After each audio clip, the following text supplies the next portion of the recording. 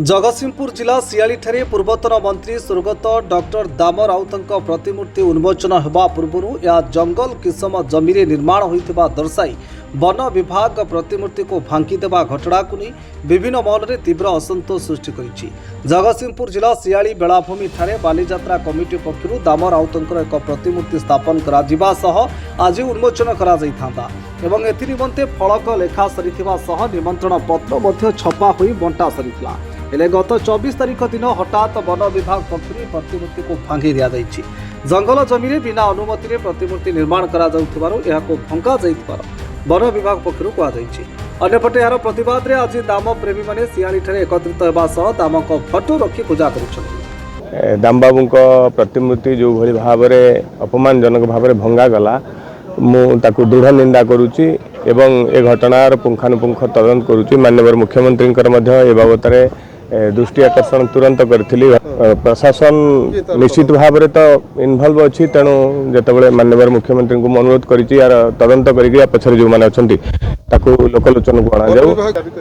ना ना बिजू बाबू ओडिशा माटीर अन्यतम महान संतान तांकर प्रतिमूर्ति अपमान देवाई मुझे केवे दाबी करी ना किंतु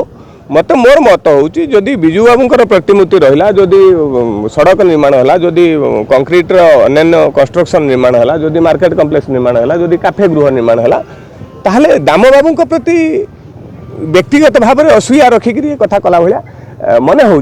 जहाँ आदौ समीचीन नुह जहाँ बीजेपी विचारधारा भितर आसुना एवं मोर स्पष्ट मत जे आम दल को आम सरकार को बदनाम करने यह एक षड्यंत्र ये षड्यंत्र जो मैंने अच्छा मुख्यमंत्री पदा को आणतु मुझे कथा दाबी करी।